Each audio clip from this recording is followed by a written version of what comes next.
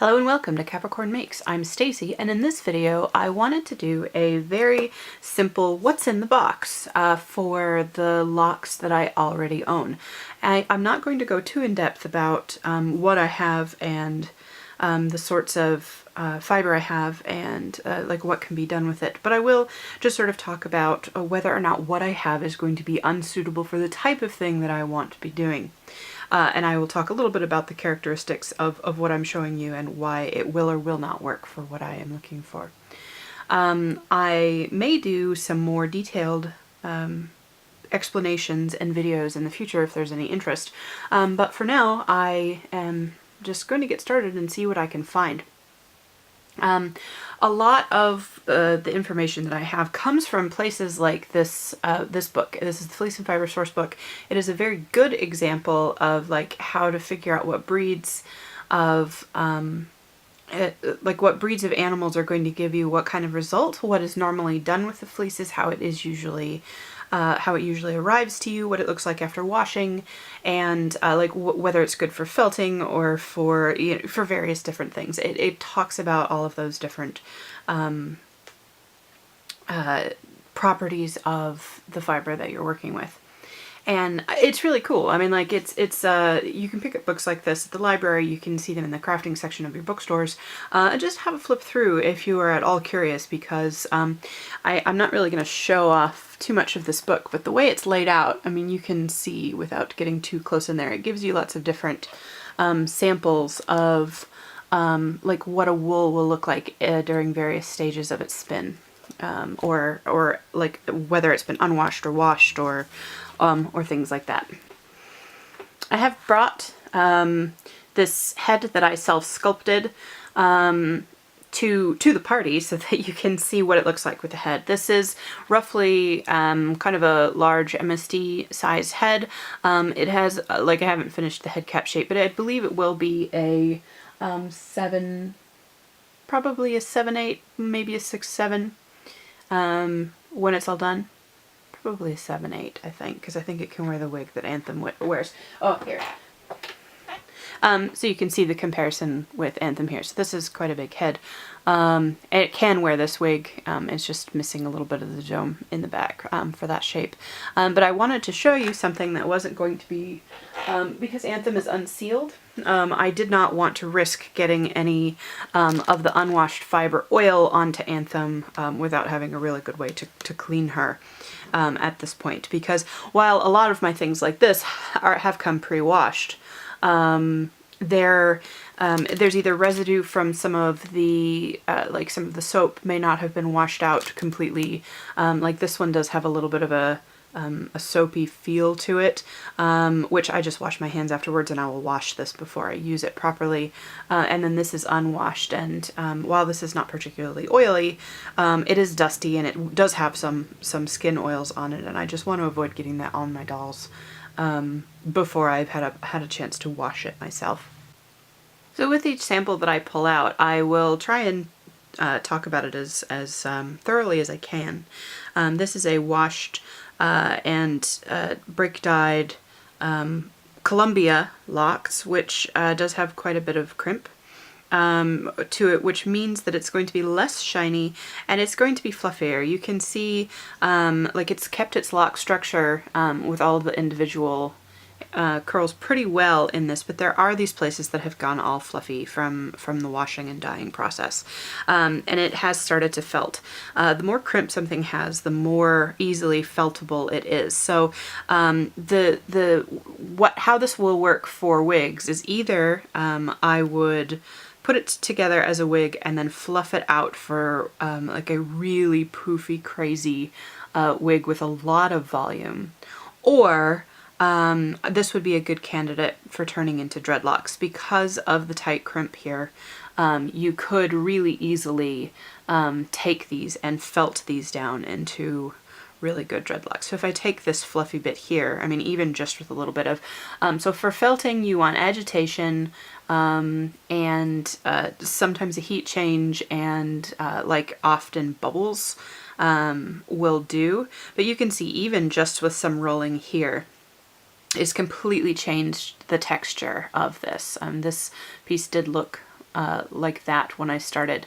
It's already starting to want to stay together. It's already wanting to stay in a new shape, in a new configuration. And I really like how the variation in the dyeing would give some really interesting effects when this is all dreaded up. I have quite a bit of this fiber actually. I have it in these colors. There's more in the bag that this came in, though I don't see the bag at the moment. I have one that's more like straight purple with less color variation. And I also have it in these candy color pinks. Although, is this... No, this is Romney Yearling wool. Like, this other one is Columbia. This is Romney Yearling. They're similar but different. This is shinier. Like, I'm not sure if you can see the difference here. But even though the crimp is the same, this does actually have more shine to it. But these two, like you can see, this has felted quite a bit. Although, like, if I flip it around, I can actually find other areas that are more suitable for pulling out. And if something like this arrived to you, like if you bought this and went, where do I even start for pulling out locks to make wefts with, you would just sort of fluff it out until you found some ends that you thought looked promising. And the ends are often a little bit less clean. Which is okay. Like, a lot of dyers will do this in order to help preserve the lock structure for you so that you can choose to spin. And a lot of spinners will just cut that off before they've started spinning. But you'll find an end. You'll find these little end points, these tips, and then you will hold them really securely and hold the rest of this in here and just pull them right off, and they keep their structure really, really well. That, I mean, you can see this is fairly long. Like well, let's see. I've got a ruler here. You can see that unstretched, which means unstraightened, these are at least 6 to 7 inches, and then straightened. And like if I had taken this and I straightened it, it's 8 inches easily. Which, you know, this is. That's actually pretty good. That's a pretty good amount of growth, and I actually like how much shine this has on it. There's a lot of body, a lot of body here. These are some really fun colors, but I'm not sure I would really, I would use this in a wig where I was meant to preserve these. Like if I was fluffing them out or if I was making dreadlocks, I would certainly look at something like this. And you can sort of guess if it's going to be a good candidate for that if you have pieces that are already self-felting. Now I can separate this, like this whole area here. It's going to be fuzzy, but if I pull it out, like you can see some of the locks are still here, so I can pull these out, and they actually do pretty well. Like you can see how fuzzy it's getting, but like that in and of itself, if I take it and pull it up at the top and I'm very careful with that, I could continue doing that. And then again, I'm pulling just the single bits out for this, and I could probably pull 1 or 2 more out of this, and then I will be left with fuzz. But like you could take this like for a wig and, you know, put the weft in and then really fluff this all up so that you get a lot of puff and a lot of height. And it would certainly be an interesting effect. But yeah, if you're looking for texture, this is going to do it. If you're looking for smooth, this is not the direction that you want to go in. You can see immediately what a difference in texture that these two samples have. Like this is the Columbia from earlier. You can see a full lock here that is quite crimpy, and then you can see these are like really serious curls. Now these curls that you're looking at, let me pull a full lock off here, are actually still crimpy. If I stretch one out like this and stretch one of these out next to it, you can see just how much less crimp there is in a sample like this. What, you know, when you're looking at like 1, 2, 3, 4, 5, you know, there's maybe like 20 waves here. You know, you may only be looking at like 6 in something like this, which is what is going to give you that curly look. You're also going to get more shine out of these kinds of fibers. than you are, like the less crimp it has, generally the more shiny it is. That isn't always the case, but it is a pretty good rule of thumb. Part of what makes these crimpy fibers felt well is that they have more scales to them, and more finer scales, which lift up and lock into one another as they felt. And these have less crimps and less scales, or at least the scales are bigger, and so you're actually getting more light reflected back on you, and they feel much, much smoother. Like these, even if I had taken this and straightened it, if I ran my fingers down it, it would feel really, really woolly, and these actually feel a bit glassy, which is a really nice quality. Now these, you can take these curls, these want to stay in curls. These do want to keep their shape as well, but because they're so fine, once you fluff them all out, you're kind of just like getting them back in. You'd have to wet it down and very carefully sort of tease it back out, and you would never be able to retain this shape again. Just because it's too much intricacy to get it to lay all back in. But this really, really wants to stay curly. If I pull it out, I mean, you can see there's actually quite a lot of length to this little tiny curl here, but it does actually want to stay curly. If I take this and I sort of brush it out, if I did this to the other one, it would just be this candy cotton mess. But it still looks like a curl. It still looks like a curl, and like if I really get in there and separate that. So now it's just this little fluff, right? If you wet this down very carefully, or you tease it out and just really carefully sort of make it want to go, it will want to keep its shape, and it will want to stay back. Like it will never be perfectly smooth again before like you separated it, but you will still retain this sense of curl in here, which is really helpful when you're looking for a wig that you want to be curly and you want it to stay curly. So even this has felted somewhat. Like this has been washed a little bit on the hard side, and you can see like it is actually felted through in here, that you can still see the curls pretty well. And again, like if you were going to take this and separate this to figure out what is usable, you just look for the tips, and the tips are much easier to find in this than they are in that.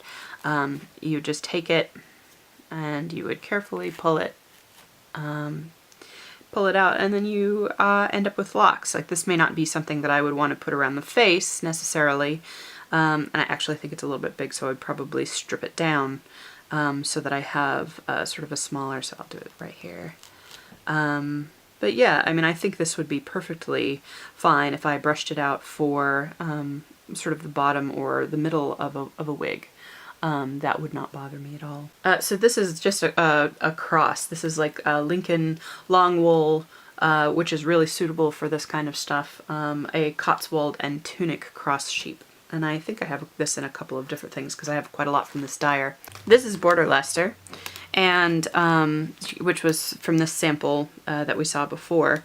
And you know, this I bought this for other things. A lot of this reminds me of Vita Plastica's Tequi and the Swamp Witch wigs that she had made, because they're sort of that lovely brown green swampy fabulousness. But there's also some red orange in here that, because it's with the brown, it's actually a really lovely natural color. And I think I probably do have enough here to put together a carrot red wig, if I'm really careful about taking out some of these greener spots. That will look really interesting. Let me see if I can pull. I see a lot of this is felted quite badly. Like I've got like sort of this long dreadlock in here. Now I can go in here and pull these different sections out, but I really, this is where I kind of wanted to show off like how neat some of these wigs can look just on, or some of this fiber can look on its own. So like these are really good candidates if you wanted to preserve, you know, curls and lock structure, and just be able to make some interesting things. Like I've can layer quite a lot of color in here. A lot of color, a lot of texture, and I think if I was really careful about what I was putting into these could make some really interesting wigs.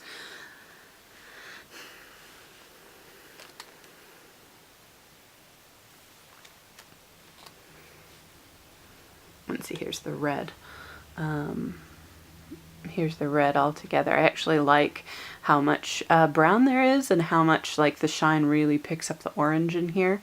You know, some of it is really, really quite neon, but I actually like how like this area right in here looks pretty natural, and with a little bit of gold highlights. Again, that green will have to go.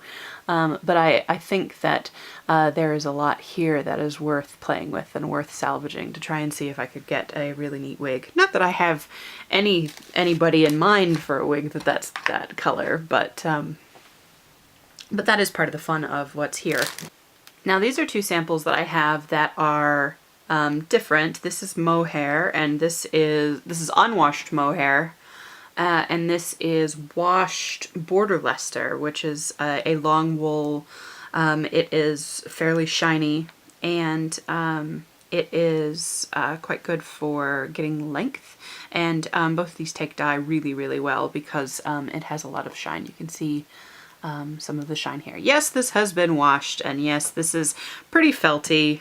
This was just a sample I picked up from somewhere, and like this is probably one of the cleaner pieces in here, but it really needed a second wash. Like whatever they washed it with, like so washing a fleece for the first time is like scouring, so you're scouring fleeces, and it is about as rough as that sounds.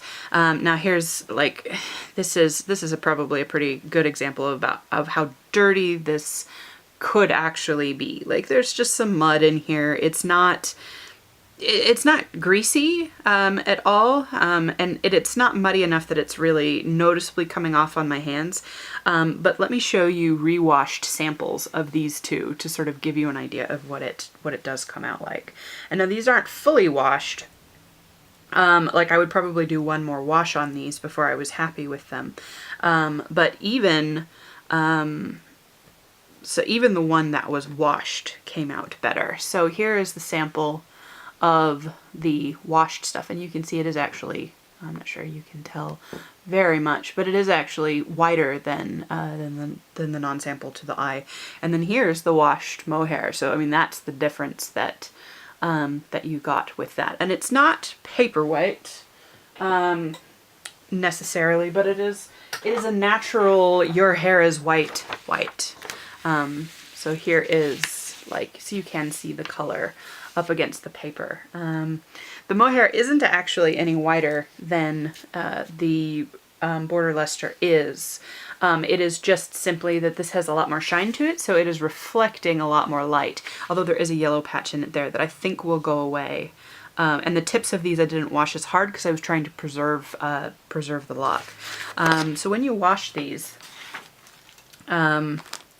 you will get, like depending on the quality of it, you will get short bits and shortcuts like that, which is just like a little blip. You want to generally avoid this kind of stuff because it means you will get like, you're paying for stuff that you can't use essentially. And then you will get things that brush out of it. I believe this all came from the Mohair, which doesn't surprise me because this is in much poorer condition than the other one, but again I bought it as a sample to test out.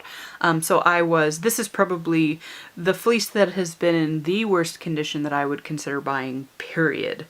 I would not go any less finished than this. And then this is really unfinished. This is raw, there's sticks in it, which is referred to as vegetable matter, like there are places that are muddy, and it's not muddy to the touch, but when you wash this, it like the whole pan like just floods with gray. So yeah, I like when it does wash right up like this. I put this in like a pan with some warm water and some soap, and I just basically tapped it with my finger. I didn't do anything rough with it, and this has preserved itself. This has been cut at a funny angle. this is all fairly the same length, so I didn't have to be as gentle with it. But again, I just tapped it in there, and any kind of a quick brush will sort of preserve this.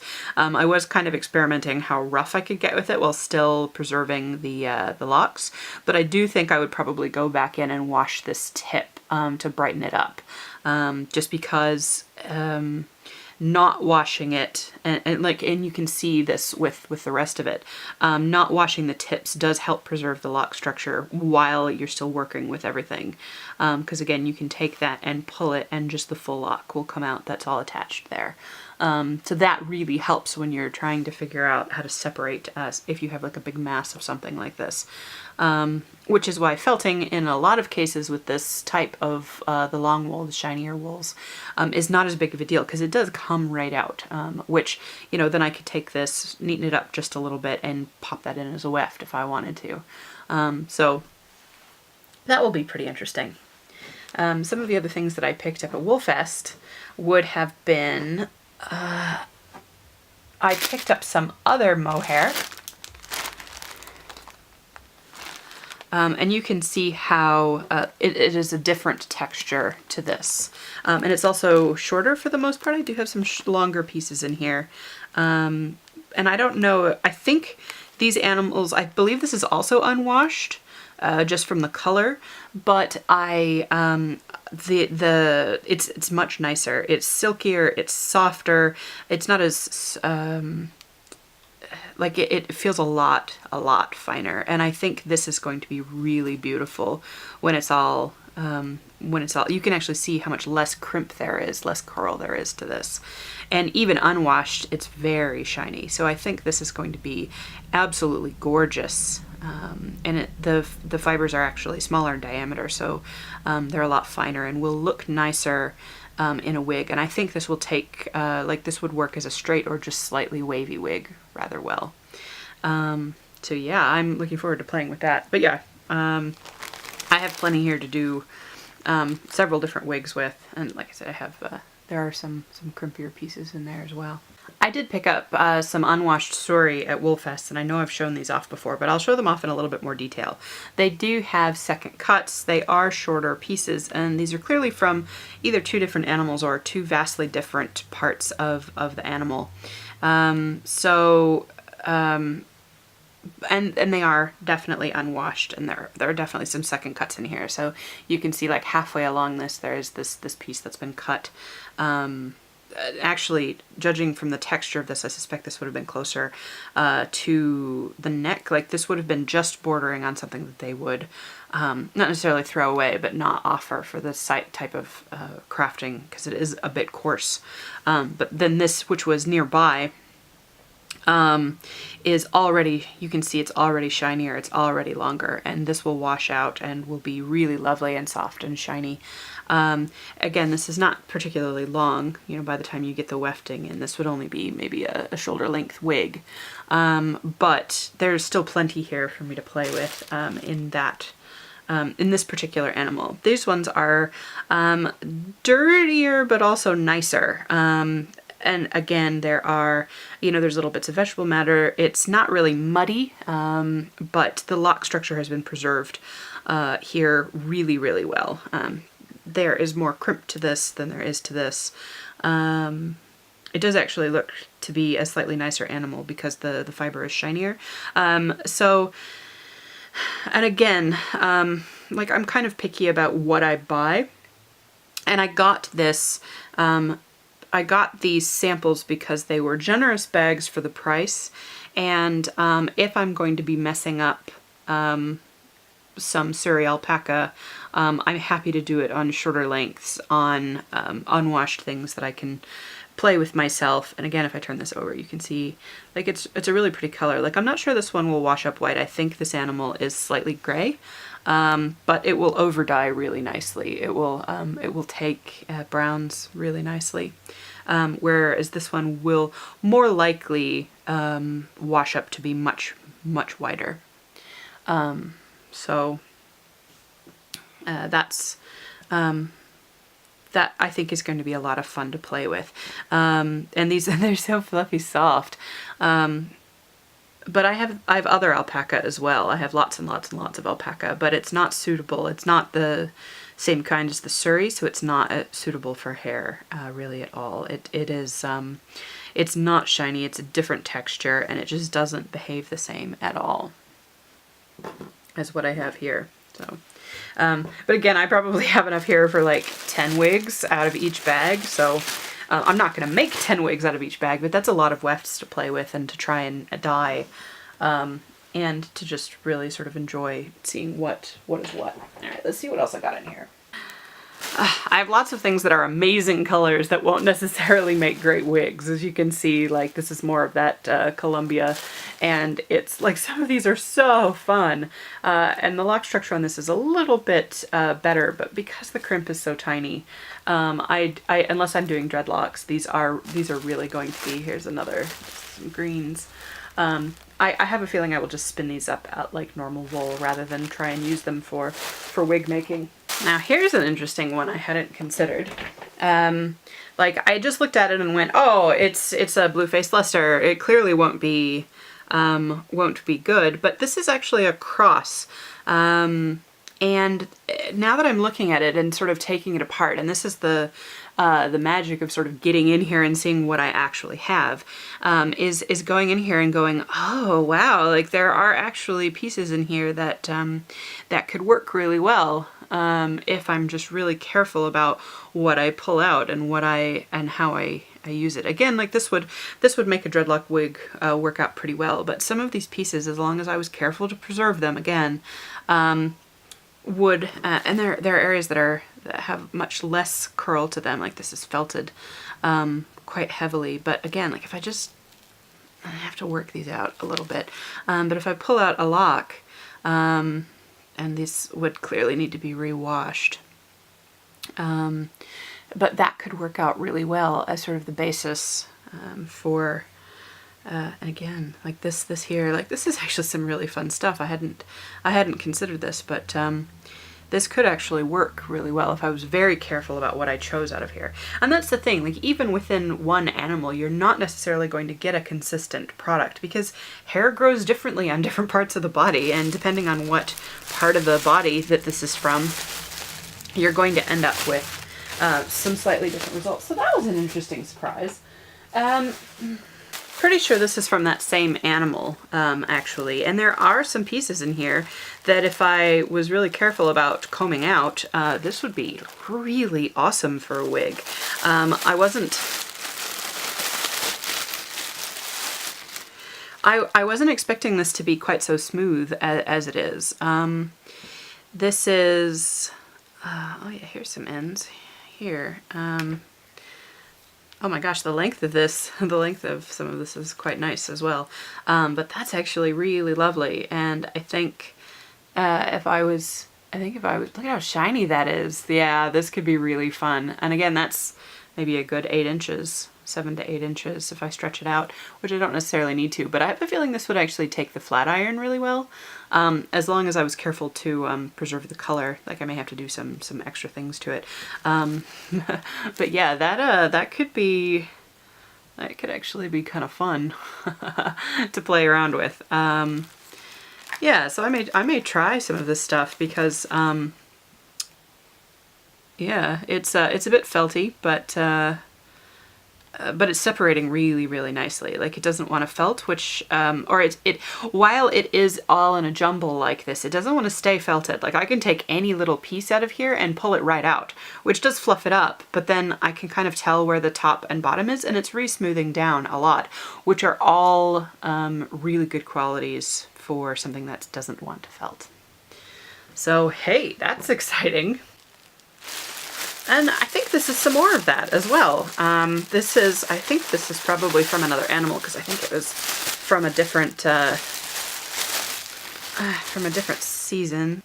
Oh man, this could be a really fun option for some wigs for Delaney, because like this pink or this sort of like candy blue, these are right up her alleys for some of her everyday wigs rather than the Rococo wigs.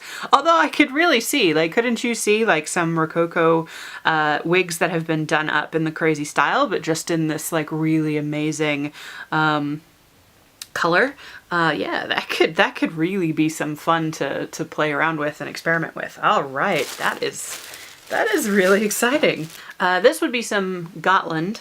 I'm not too sure about these colors or really the dye job on them. But again, ooh, whatever she washed these with, it smells amazing. I will have to maybe track some of this stuff down. I'm really sensitive about fragrances, so I tend to use unscented everything, but sometimes some things like this, every time I open this bag, I go, oh, wow, that's awesome. But yeah, I probably have enough here to sort of pull all of these plums or like some of these lighter colors in here would probably go well for a wig. And again, like these could work out for a really crazy wig for Delaney. Again, these are going to be shiny. Some of the pieces are kind of short like that, which is disappointing. But then there are quite long pieces in here that that will work for other things as well. This green is insane. Like I don't even know. Like then there are pieces where I'm like, wow, why can't I have more that's like this set of colors? But yeah, like I have no idea what I'm gonna do with this bright ass green, but it's really great. I'm really glad to have it. Who knows what I'm gonna do with it? So like spinning wise, I would have probably taken these out and then popped them into a yarn so that they would actually be loose. So you would see them dangling in the like from the yarn. But yeah, so there's lots of stuff here. And this stuff, like there are a couple places that are felty, but it doesn't want to felt at all. Like this is a piece that's been taken all apart and put back in the bag. So this has just been kicking around in the bag and it feels like it has just been brushed out. Like it's super soft. It looks like it wants to, it looks like it just wants to be. It doesn't want to tangle. It doesn't want to felt. I suspect if I wetted this back down, it would bring its curl back really quickly. But yeah, like honestly, like these ones that have been brushed out have just been kicking around in the boxes for who knows how long, and they're still lovely and perfect. So, while the colors may not be exactly what I'm looking for, I would probably try and get more of this fiber, which is what did I say, Gotland? Yeah, I'd probably try and get more Gotland because this is, like, as far as fiber goes, this is some really, really nice stuff. But yeah, we'll see. Like, this plum is pretty, it's pretty awesome. I think there is probably enough of this dark and the plum together to put a wig together, especially if I borrowed a little bit from the other, probably not with the green, although with the green it's pretty fun. I don't know. We'll see. We'll see. It's kind of interesting. Oh my gosh. Look at that with maybe the green gone, but like some of this little pink, like that thrown in there. Oh my gosh, that's really fun. Oh my gosh, I sound Canadian. You know, people ask me all the time here in New Zealand if I'm from Canada, which I suspect is just a very polite thing on their part, but sometimes sometimes could just be because I maybe sound a little bit Canadian sometimes. So these are, let's see what's in these ones that come in here. This is more, oh, this is a Blueface Leicester Border Leicester cross. It does have a bit of a tight crimp, but I suspect it's going to be like that other one. There isn't too much shine with it, and it is very crimpy. And these are quite felted, but again, it's pulling right out of the felted bits. Like, I'm not having to put any pressure on that whatsoever. The lock structure, like, this is a bit too tight to be, to sort of keep its curl easily, though I probably could, like, I'm just gonna comb this out and see what we get here. Oh gosh, it's shiny and it's soft. A lot of times, like, when you do this, it doesn't feel soft, it just feels like woolly, but that is really soft and really shiny. So again, like that other blue, this may work out really well for wig purposes. Oh, this one is like clown barf. Oh, it's amazing. Okay, let's see. All right. Yeah, this is pretty amazing. Do I have a tag? I'm sure the tag is floating around somewhere. I don't see it, but I suspect this is more of the same. It is felting. It is a bit shorter. Yeah, some of these areas are pretty felty. Like some of this is really fun.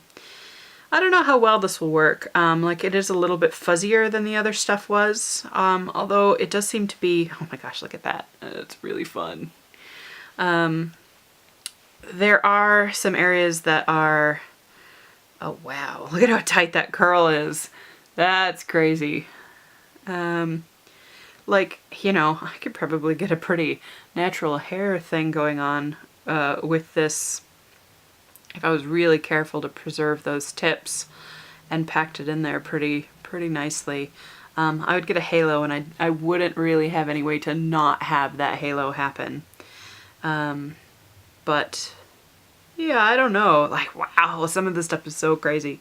I love it. Like, a lot of these are from a dyer that I really like, and I was just buying her stuff by the fistful. I didn't even really care what it was at the time, just because it made me so happy just to look at it. And so I have scads and scads and scads of her stuff. So I have some green here. Let's